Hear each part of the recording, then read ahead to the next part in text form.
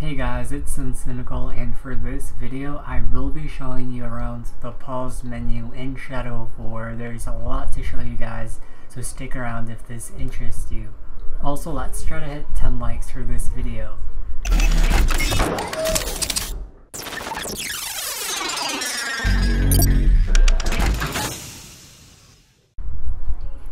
Alright guys, so the first thing we have here is the army menu or army option, and here's where you could see all the orcs, all the captains, and the war chief for the region you're on or in right now in the game. You could also zoom out of this region and look at the map, but it's pretty much self-explanatory from here.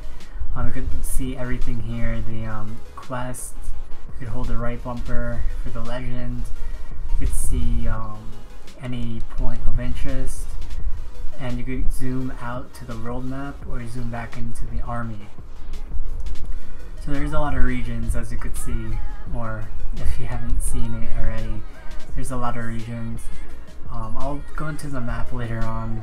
I'm just trying to get through this menu first for you guys. So in the quest tab, which is a pretty new thing that they've added to this game, you could scroll through and see that there's different types of quests. There's the Shelob quest, the Gondor quest, the Web of the Past, the Nemesis missions. You also see the challenges. Here you could see the weekly challenge. You could also see your equipment challenges here, which is pretty awesome. You could also track these challenges, which is pretty good. You don't have to open the menu constantly to look at the challenge if you need to look at it for a reference. So next we have the character menu, and here is where you could look at how much XP you need to level up, the amount of skill points you have, and also all the skills you could unlock. And you could also scroll through them to see what these skills and upgrades do. Also, with the yellow icons, these skills and upgrades are quest related, or you need to unlock them by doing a story mission or a quest. And some of these upgrades tell you what quest you need to do or quest type that you need to do. So with that being said, the next thing we have here is the inventory, and here is where you could check your gear. You could dismantle any gear you don't want, and also you could look at your gems, upgrade gems here, and equip gems. There's also this tab called legendary sets, and here you can see how many sets are for each tribe, and when you click into it you could see how much of these you have unlocked.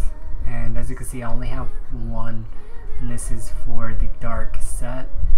So that's 54 legendary pieces. So I wonder how many common pieces there are and epic pieces, and that's pretty interesting to see though, because you could tell that there is a lot of gear pieces in this game. So the next thing we have is the controversial market, and here they have two tabs that reset or refresh every week, and below that are the standard war chest and the loot chest. The gold ones in the featured in the bundles tab, it gives you a warning that these chests may contain items that cannot be used until Act 2. It's nice of them to give us that warning, but still it doesn't make these chests any less controversial. Not every single one of these chests have a warning, so that means not every item in these chests are going to be from Act 2 or forward. So the next thing we have is the online tab, and here is where you could check the leaderboards or stats for when you attack online fortresses. And there's only two right now, the Minas Ethel and the Sereth Ungol.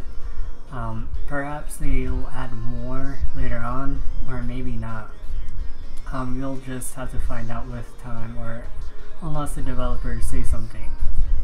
The next thing we have is the guide, where it gives you a guide on the basics, and you could learn the basics, and it's kind of like a written tutorial if you guys really need it. It's there.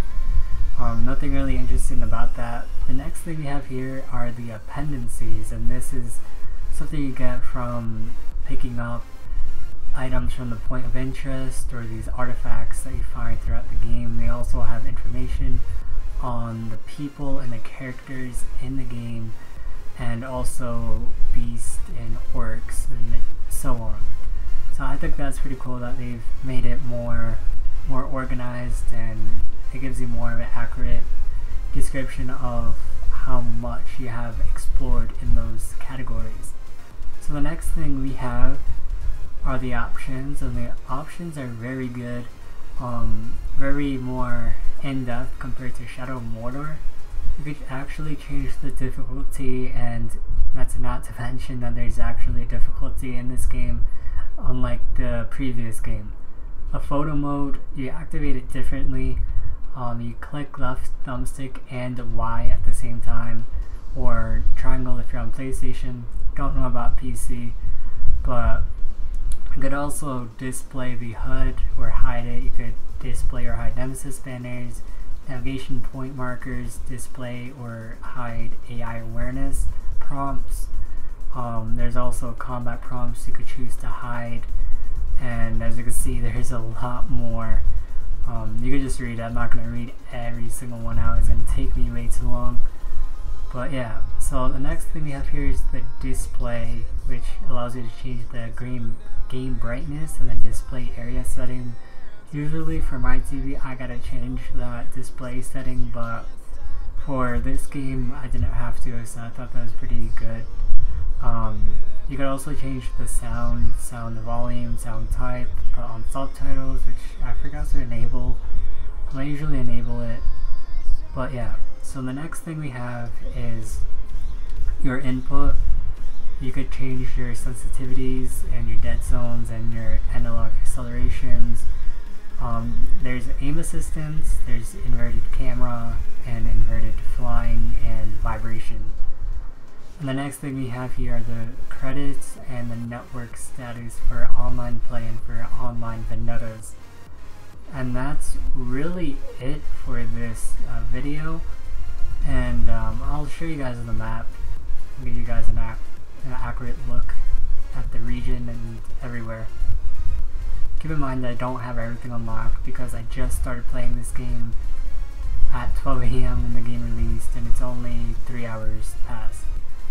So as you can see here, there's quite a few regions. I don't have every region unlocked, so there's still a lot for me to explore. So I think that's great. This is already, like, what I have unlocked here is already bigger than Shadow of Mordor, and that's pretty awesome. There's so much to explore in this game and so much to do.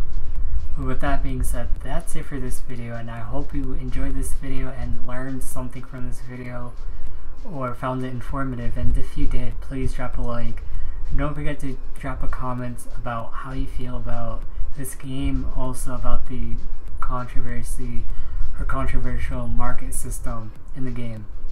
So with that being said, don't forget to subscribe, and I'll see you in my next video. Peace. Tell me pretty lies, look me in the face, tell me that you